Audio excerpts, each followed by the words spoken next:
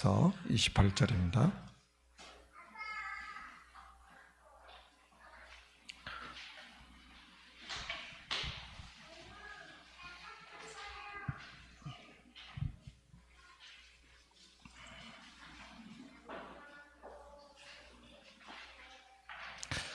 자, 사도행전 18장 24절에서 28절까지 한 목소리로 같이 읽겠습니다. 알렉산드리아에서 난 아볼로라는 유대인이 에베소에 이르니 이 사람은 언변이 좋고 성경에 능통한 자라. 그가 일찍이 주의 도를 배워 열심으로 예수에 관한 것을 자세히 말하며 가르치나 알 따름이라. 그가 해당에서 담대히 말하기 시작하거늘 브리스길라와 아굴라가 듣고 데려다가 하나님의 도를 더 정확하게 풀어 이르더라. 아볼로가 아가야로 건너가고자 하므로 형제들이 그를 격려하며 제자들에게 편지를 써 영접하라 하였더니 그가 가매 은혜로 말미암아 믿은 자들에게 많은 유익을 주니 이는 성경으로서 예수는 그리스도라고 증언하여 공중 앞에서 힘있게 유대인의 말을 이기미르라. 아멘. 하나님의 말씀이 우리의 신앙생활에 근본이잖아요. 제가 하와이 갔을 때 그 방송국에서 사역을 하는 분을 만났는데 제가 이제 이 본문을 가지고 설명을 해줬어요.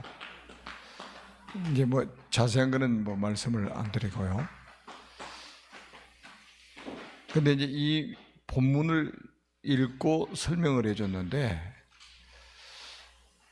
40년 동안 자기가 그 프로그램 하나를 맡아가지고 방송을 해왔었는데 완전히 기도 제목이 바뀌어버린 거예요. 이 성경 그대로 읽고 설명해 줬는데 저한테 이런 고백을 하더라고요.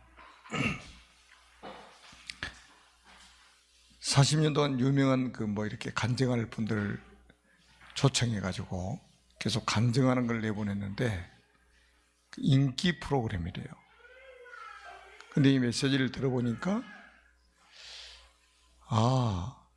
왜 기존 교회하고 우리 다락방이 다른지를 알았다는 거예요. 그래서 어떻게 하면 앞으로 이 프로그램을 통해서 복음을 내보낼 것인가, 이게 자기의 기도 제목이 생겼다는 거예요. 그 말씀 속에 우리 모든 답이 다 있다 이 말이죠, 아마도.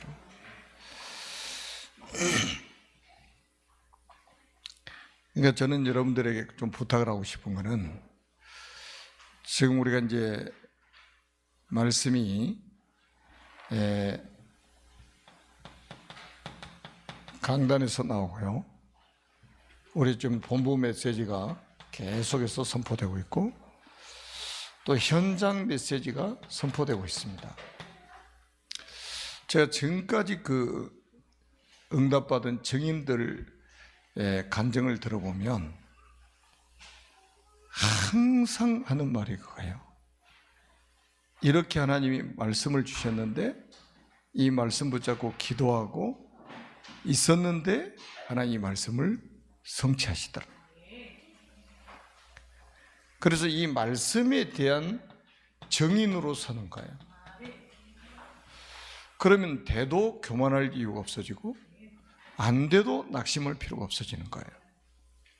아주 평안하고 행복하게 신앙생활을 할 수 있는 거죠. 말씀의 흐름을 따라가면 하나님의 시간표가 되면 문을 여시기도 하고 어떨 때는 아니면 닫으시기도 하고 그런단 말이죠. 꼭 그는 말씀 중심으로 그래서 모든 사역이 다 이루어져야 됩니다. 그래서 오늘은 이제 미션원과 전도 합숙입니다. 네 가지 케이스가 나오는데 여러분들을 이 축복 속으로 이미 부르셨다고 저는 믿습니다. 그리고 앞으로 여러분들을 통해서 이런 응답들을 하나님 주실 것이라고 또 확신합니다.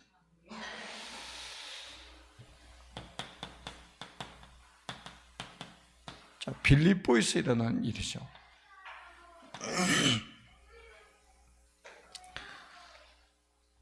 자, 여러분들이 잘 아시다시피, 자, 빌립보에는 우리가 이제 마게도냐 지경의 첫 성이잖아요.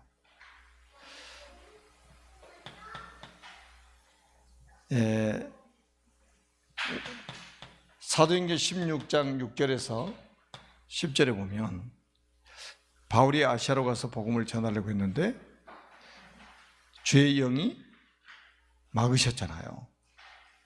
그때 드로아에서 기도합니다. 그때 마게도냐 사람이 환상 중에 손짓을 하죠. 건너와서 우리를 도와달라고. 이거를 이제 사인으로 받은 거예요. 하나님이 아시아로 가서 복음 전하는 게 시간표가 아니고 마게도냐로 가라고 하시는 거구나. 그래서 성령의 아주 세밀한 인도를 받게 되죠. 성령 인도에 대한 굉장히 바울이 민감하다는 걸 우리가 알 수 있잖아요. 우리 전도자는, 하나님의 사람들은 성령 인도에 민감해야 된다. 아멘. 성령에 이끌려 가지고 마게도냐로 방향을 전환했습니다. 이것이 바울의 사역의 터닝 포인트예요. 바울의 인생의 터닝 포인트는 사도행전 9장이죠. 다메섹 도상이죠. 이 사역의 굉장한 터닝 포인트예요. 그러니까 하나님이 이끄시는 그쪽으로 우리가 가는 것이 아주 중요하죠. 그랬더니 사도행전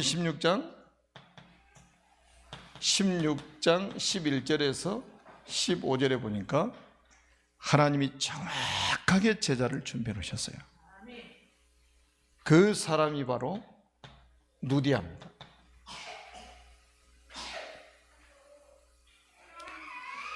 자, 얼마나 확실한 제자입니까? 나를 주 믿는 자로 알거든 내 집에 들어와 유하라고 강권하여 머물게 하니라. 그러니까 우리가 사정해가지고 하는 게 아니에요. 누디아가, 바울이 사정해서 누디아가 자기 집을 개방한 게 아니었죠. 복음을 받고 나니까 확실한 인생의 답이 되니까 나를 주 믿는 자로 알거든 내 집에 들어와 유하라고 강권하여 머물게 하니라. 그 전에 15절 이전에 14절에 주께서 누디아의 마음을 여사 바울의 말을 따르게 하니라. 전에 성경에는 청종하니라 그랬죠. 그러니까 우리가 현장에서 성령 인도를 받아서 가면, 우리가 가서 복음을 전하면 주께서 사람의 마음, 예비된 제자의 마음의 문을 열어가지고 따르게 만든다는 거예요. 자, 그게 이제 우리가 응답받아야 될 아주 중요한 부분이죠.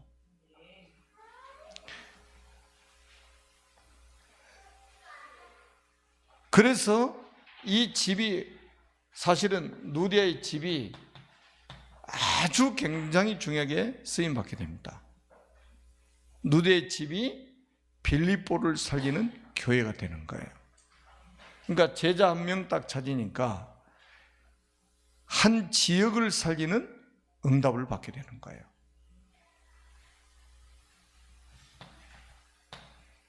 그러니까 여러분들이 이 축복 속에 지금 누디아같이 부름받은 사람들이고요, 앞으로 여러분들의 사역 속에서 이런 누디아 같은 이런 제자들을 하나님 만나게 하실 겁니다. 거기에 대한 확신을 가지시란 말이에요. 그러니까 제가 그냥 성경 읽어만 줘도 이걸 언약으로 딱 붙잡으면 이 응답을 받게 될 것입니다. 그래서 나중에는 보세요. 이 누디아의 집이 시스템이 딱 세워지고 나니까 어떤 응답을 하나님 또 주십니까? 사도행전 16장 16절에서 18절에 보니까 귀신 들려서 점을 치고 있는 여종을 치유합니다. 이런 일이 벌어지는 거예요. 그리고 나중에는 뭡니까? 16장 25절부터 34절에 쭉 보니까 빌립보 감옥에 이것 때문에 들어갔는데 그 간수와 가족들까지 전부 다 구원을 받게 돼요. 하나님이 가는 곳마다 복음 받을 사람을 준비해 놓으셨어요. 이런 응답을 하나님 여러분이 주실 것이다. 그래서 여러분들이 꼭 기억하실 것은 뭐냐면, 성경에 보니까 이제 지역 나오면 뭐가 나옵니까? 제자가 나오죠. 그리고 집이 나옵니다. 그러니까 지역 나오면 제자 나오고, 제자 나오면 집이 나와요. 사도행전의 특징이죠. 이거를 누가 준비해 놓으셨어요? 하나님이 준비하신 축복이다. 그래서 누디아는 결국 뭡니까? 빌립보 지역을 살리는 주역이었습니다. 누디아가 빌립보를 살리는 주역으로 쓰임받았어요. 그러니까 하나님께서 여러분들이 이렇게 쓰실 거니까 확신을 가지세요. 제가 이렇게 딱 이제 보면은 이게 복음인 것 같다가 결정적인 순간에 복음이 아닌 사람이 있고, 복음이 아닌 것 같은데 결정적인 순간에 탁 복음 붙잡고 결단하고 하는 사람도 있더라고요. 누구를 쓰셨어요, 하나님? 그 결정적인 순간이잖아요. 진짜 우리가 하나님의 인도를 정확하게 받아야 됩니다. 그 다음에 이제 두 번째 케이스는 바울이 데살로니가 지역으로 갔습니다. 여러분 잘 아시잖아요. 이 데살로니가 지역으로 갔는데 여기에 들어가서 바울이 데살로니가에 가서 어디로 들어갔습니까? 회당으로 들어갔습니다. 여기는 우리는 굉장히 주의를 해야 됩니다. 주의를 기울여야 돼요. 그러니까 바울은 뭡니까? 항상 뭡니까? 렘넌트, 여기에 마음을 담고 있었던 거죠. 저는 이제 요즘에 가면 갈수록 그래, 렘넌트가 답이다. 우리 모든 중직자들과 교역자들과 모든 사역자들은 포커스를 렘넌트에 맞춰야 된다. 바울도 가장 중요한 제자가 나오면 항상 회당으로 들어갔단 말이죠. 그러니까 바울은 미래를 바라보면서 렘넌트 운동을 한 거죠. 저 로마까지 바라보면서 렘넌트를 키운 거예요. 그게 이제 사도행전 17장 1절에 나오잖아요. 바울이 회당으로 들어갔다. 렘넌트. 그래서 여기에 렘넌트 하면 한 시대라는 언약을 우리가 붙잡고 있는데, 하나님이 지금 계속 응답을 주기 시작하시죠. 저는 수요일 밤, 금요일 밤이 더 행복하다니까. 그러니까 제가 꼭 볼 일이 있어가지고 어디 좀 가고 싶어도 우리 렘넌트들 생각이 나니까 어디를 못 가겠더라고. 그리고 렘넌트들 안 보면 되게 보고 싶은 거예요. 막. 하루도 안 보면 막 보고 싶어요. 그러니까 하나님 그런 마음을 막 주시는 것 같아요. 가면 갈수록. 그래서 바울이 자기 관례대로 복음을 선포했습니다. 자기 관례대로 복음을 선포했어요. 그게 17장 2절에 4절에 나오잖아요. 자기의 규례를 가지고 복음을 전했다. 어느 곳에든지 가면 바울은 복음을 전했잖아요. 그러니까 우리가 주일날도 말씀드렸던 것처럼 사람으로 태어나면 복음이 필요합니다. 절대적입니다. 인간은 영적 존재로 태어나요. 아담의 후손으로 태어납니다. 그래서 여자의 후손이 필요합니다. 아멘. 그래서 예수가 십자가에 죽으시고 부활하셔야 될 당위성에 대해서 데살로니가서에서 선포를 했어요.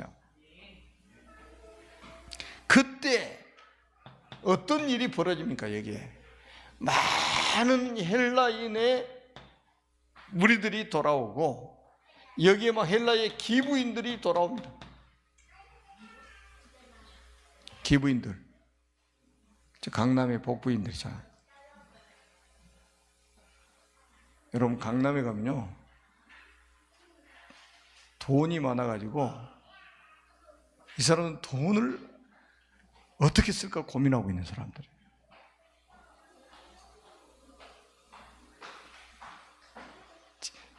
우리는 돈이 없어가지고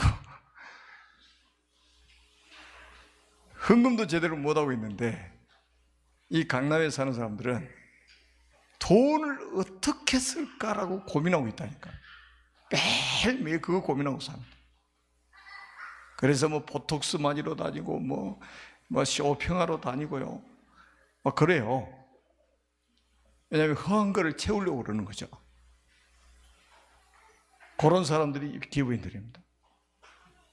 이런 사람들이 복음 듣고 돌아오기 시작한 거예요.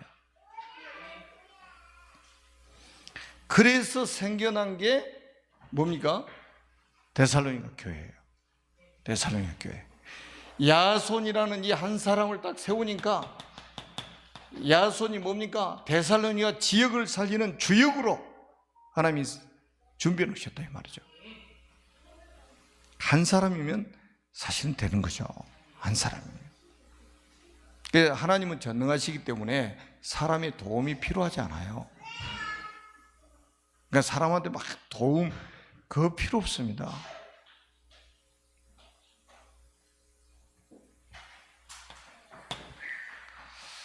그리고 바울이 어디로 갔습니까?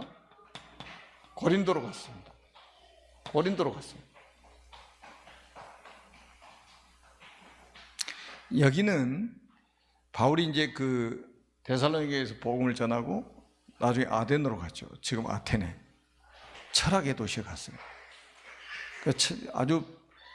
아주 메시지를 철학적으로 했었죠. 철학적으로.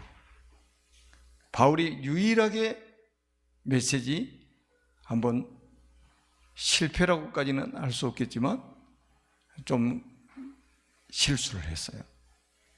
복음이 선포가 안 됐단 말이에요. 온색적인 복음. 그래서 나중에 굉장히 후회를 했던가 봐요. 그래서 고린도전서 2장 2절에 보니까 그리스도의 십자가 위에는 알지 아니하기로 작정했다고 이렇게 말합니다. 왜? 아덴에서 복음 안 전하고 철학적인 설교를 하고 그리고 고린도로 왔단 말이에요. 고린도로 왔어요. 그래서 고린도에서는 아주 작정을 한 거죠. 이제 나는 그리스도의 십자가 위에는 자랑하지 않겠다. 말하지 않겠다.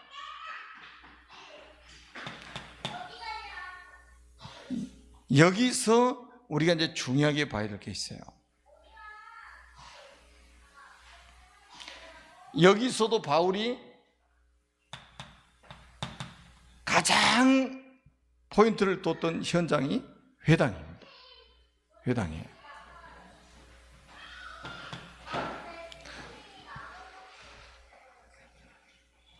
그래서 우리가 이제 우리의 사역의 앞으로 포인트는 렘넌트 사역이 될 겁니다. 이거 학원 보험 메시지잖아요. 렘넌트에 있을 겁니다. 하나님이 렘넌트도 태어나게 만드시는 거예요. 저는 우리 구 에크 성교원, 구 티시계 성교원을 237 서밋스쿨로 이렇게 명칭을 변경해서 지금 인도를 받고 있는데 아마 많은 응답을 주시라 저는 확신합니다. 여기는 아무나 오는 곳이 아니다. 하나님이 시대를 살리기 위해서 준비하신 렘넌트를 하나님 보내실 것이다. 그래서 우리는 그런 렘넌트를 받아서 훈련시킬 수 있는 그릇을 준비하고 시스템을 우리가 준비해야 돼요.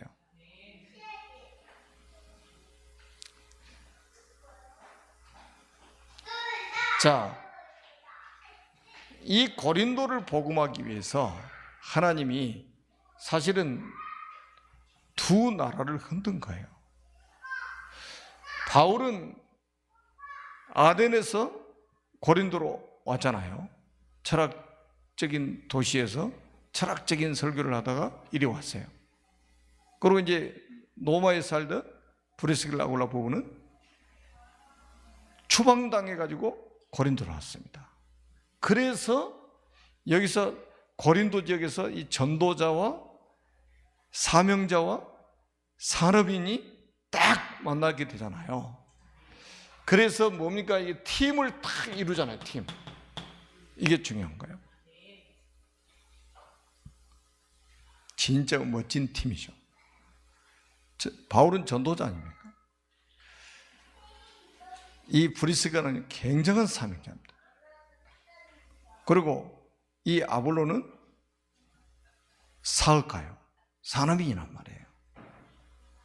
이 한 팀이 딱 만들어지는 거예요.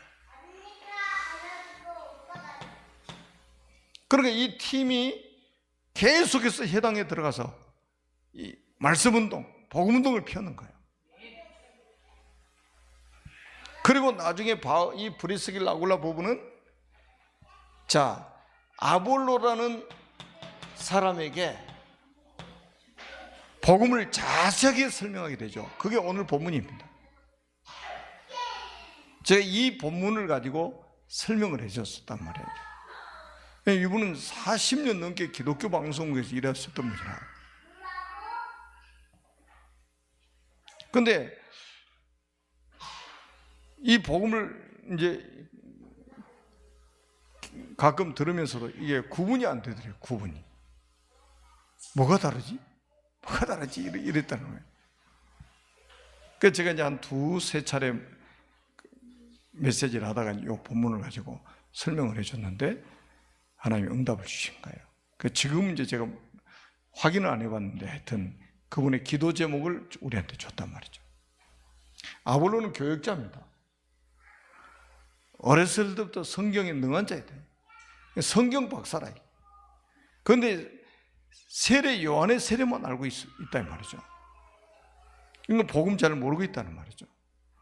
그래서 브리스길라 아굴라 부부가 데려다가 자세하게 주의 도를 설명했습니다. 그리고 나니까 아볼로의 설교가 완전히 달라져 버리잖아요. 그게 28절이에요. 28절 한번 보세요. 오늘 읽은 말씀. 성경으로서 예수는 그리스도라고 증언하여 공중 앞에서 힘있게 유대인의 말을 이기미로라. 저는 그래서 이 브리스길라 아굴라 부부를 딱 보면서 굉장히 겸손하게 팀사역을 했을 것이다. 아니 평신도 중직자가 목회자에게 복음을 주의 도를 설명했다는 말이에요. 그것도 못 깨달았습니까? 이렇게 했으면 어떻게 되겠어요? 마음의 문을 탁 걸어 잠그겠죠. 굉장히 저는 겸손하게 했을 거라고 생각을 해요. 그래서 우리 앞으로 우리 중자들은요, 이 기존교회 우리 목사님들 꼭 기도하시면서 혹시 현장에서 만나게 되면 브리스길라 아굴라 부부처럼 이런 팀 사역이 필요합니다. 섬기는 입장에서, 살리는 입장에서. 그래서 완전히 복음 깨닫고 메시지 자체가 완전히 달라져 버렸다니까요. 예수는 그리스도라고 증언해야 돼요.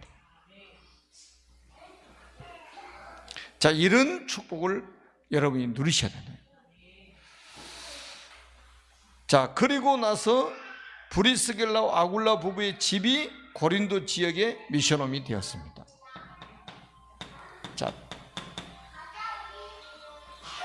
집이 고린도 살리는 미션홈. 그리고 우리가 잘 알잖아요. 고린도전서 16장 19절에 보니까 브리스길라와 아굴라의 집에 있는 교회, 고린도전서 미션홈이자 지교회였습니다. 그래서 이 브리스길라 아굴라 부부는 고린도 지역을 살리는 주역으로 하나님이 쓰임 받았대요. 굉장하죠. 이 고린도 지역은 항구 도시예요. 완전 우상의 도시입니다. 악령이 충만한 도시예요. 보통 도시가 아니에요. 그 도시에 가가지고 그 고린도 지역을 살리는, 그래서 고린도 전후서가 여기에 보내졌잖아요. 데살로니가 전후서는 여기에 보내진 거고, 빌립보서는 저기에다 보낸 거고, 편지 아닙니까? 그래서 한 사람이 한 지역을 살린다.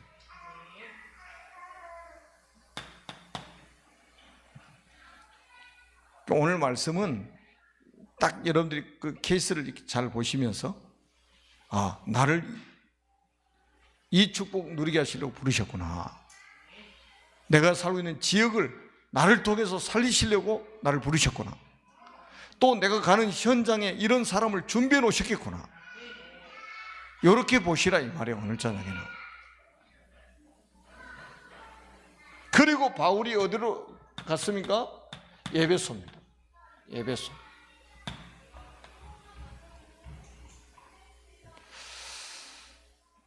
자, 굉장히 중요하죠. 19장 1절로 7절입니다. 바울이 에베소에 갔는데 제자들을 만났어요. 자, 제자들을 만났습니다. 제자들을 만나서 성령을 받았느냐 그러니까 성령의 계심을 알지도 못한다고. 요한의 세례만 알고 있어요. 그래서 바울이 복음을 설명하고 이제 기도할 때 이 성령이 임하신 거죠. 그래서 마가 다락방이 역사하셨던 그 성령의 역사가 여기도 동일하게 나타나는 거예요. 하나님의 성령의 능력이 그대로 나타나는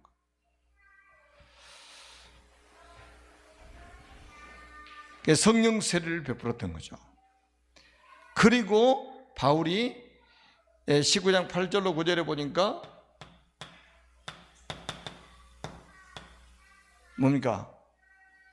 회당에 들어가서 이 복음 말씀 운동을 폈죠. 그러니까 막 핍박이 일어나는 거예요. 여러분, 말씀 운동이 일어날 때마다 핍박이 일어나요. 그 핍박 속에는 반드시 제자가 있어요. 여러분, 좋을 때는요 다 제자같이 보이죠. 근데 핍박이 일어나면 아닌 사람은 다 도망간단 말이에요. 핍박이 일어났을 때 나오는 사람이 진짜 제자인 거예요. 그래서 이 제자들을 데리고 어디로 갑니까?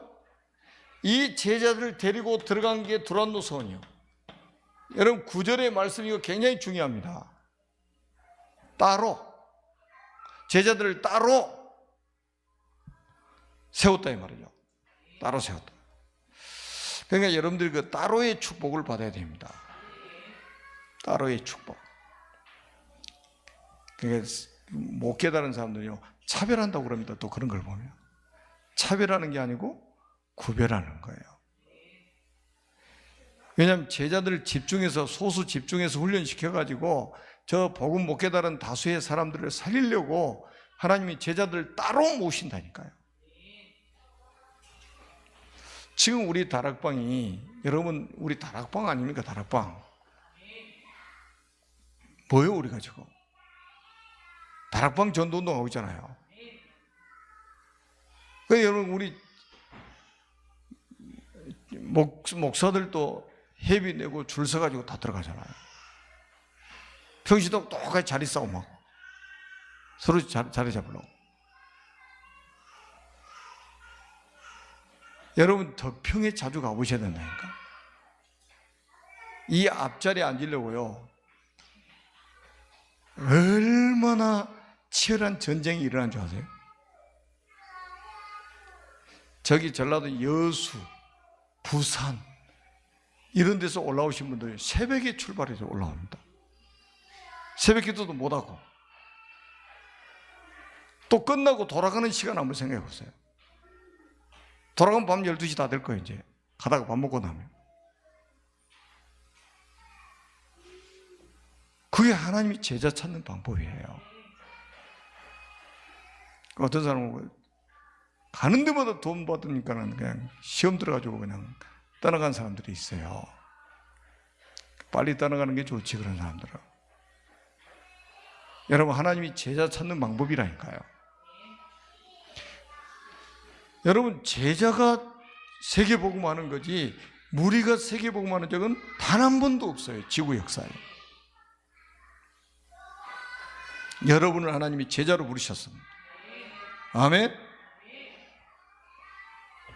제가 말씀드렸잖아요.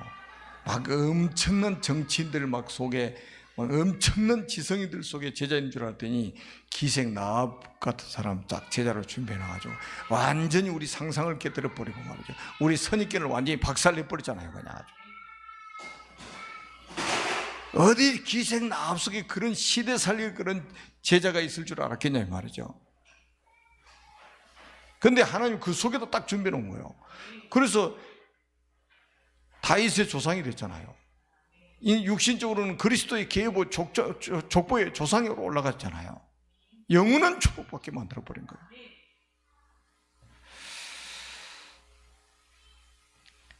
그래서 이 두란노선에서 얼마나 집중을 합니까? 2년 동안 집중을 합니다. 2년 동안. 우린 40일 집중해도 역사가 일어나잖아요. 아니 40일 집중했더니 그냥 우리 태영아, 유아, 유치어 부모들이 그냥 힘을 얻어버리잖아요. 이렇게. 그럼 다른 사람 힘 안 얻었겠어요? 제가 자꾸 유아, 유치하니까 초등부에서 왜 우리 초등부는 이야기 안 하냐고 그랬대요. 초등부들이. 그날에 우리 초등부 진짜 요즘에 제대로 성령님도 받고 있어요. 주일날도 딱 보니까요, 딱 메시지 같이 딱 보고 막 녹취하고 막 그게 100번 1000번 나는 거예요. 여러분 뭐 여러 가지 프로그램 만들어가지고 뭐 그 짧은 시간 주일날 내내 집에 있다 학교에 있다가 주일날 딱 교회 왔는데 교회에서 뭐 또 애들 즐겁게 한다고 뭐 이 프로그램 만들어가지고 해버리면요 애들 다 죽어버립니다. 말씀이 확 들어가서 그냥 잘 박힌 모처럼 박혀야 거기에 모든 영광이 걸리지. 지금 우리 저기 237 서밋스쿨 우리 TCK들에게도요. 지금 한번 보세요. 애들 있잖아요. 놀면서도 찬송한다니까. 그전에는 길에 다니면서 애들이 막 찬양하고 돌아다니더라고요. 이게 보통 이게 응답입니까, 이게? 오늘도 우리 여기 우리 237 서밋스쿨 우리 랩런트들 막 짜증내다가도 나중에 정신 차려서 또 찬양하고 막 그래요. 그러니까 얼마나 우리 선생님들이 각인을 시켜놨냐면, 그러니까 짜증내도 그게 문제가 아니라 그게 금방 또 기분 풀리면 막 찬양하고 또 한다니까 막 그냥. 이게 안 들어가는 것 같은데요. 다 지금 들어가고 있어요. 지금. 근데 보세요. 2년 동안 집중했다. 2년 동안. 우리는 성경에 보세요. 날마다. 그러면 뒤집어져 버리는 거예요. 우리 옛날에 신학원 할 때 일주일에 하루 했잖아요. 그런데 여기는 날마다 했다니까요. 날마다. 이러니 각인뿌리 체질이 완전히 뒤집어질 수밖에 없는 거예요. 영적 DNA가 완전히 뒤집어질 수밖에 없는 거예요. 집중이 그렇게 중요한 거예요. 그래서 제가 집중을 하면 딱 이제 여러분들이 메시지 막 집중을 하다 보니까요, 이제 다른 게 잘 안 보이죠. 그게 정상이에요. 그게 말씀에 집중해야 됩니다. 그럼 진짜 영적 DNA 다 바뀌어버린다니까요.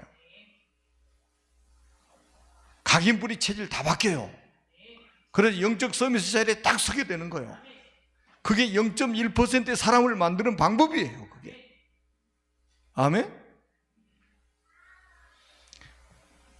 그랬더니 어떤 결과가 왔습니까? 아시아에 사는 자는 유대인이나 헬라이나 다 주의 말씀을 듣더라고요. 2년 동안 집중해서 이 사람들이 각인뿌리 체질을 뒤집어지고 영적 DNA가 뒤집어지고 영적 서밋에 딱 세워지고 이 사람 현장에 가서 말씀 운동을 펴니까요, 모든 사람이 다 말씀 들어버린 거예요. 이게 세계복음화의 방법입니다. 아멘? 한 단어만 쓸게요. 집중. 우리가 하나님께 집중할 때, 나를 멈추고 하나님께 집중할 때 하나님은 나를 위해서 일하십니다. 우리가 멈추고 하나님께 집중할 때 하나님 우리를 위해서 일을 하십니다. 뭐가 빠르겠습니까? 하나님이 하실 때 가장 빠르겠죠. 그 응답을 누려야 됩니다. 살아계신 하나님 아버지 은혜를 감사합니다. 오늘 이 말씀이 이 자리에 앉아있는 모든 전도자들, 흩어져 있는 모든 전도자들을 통해서 성취되게 하여 주옵소서. 예수 그리스도의 이름으로 간절히 축복하며 기도드립니다. 아멘.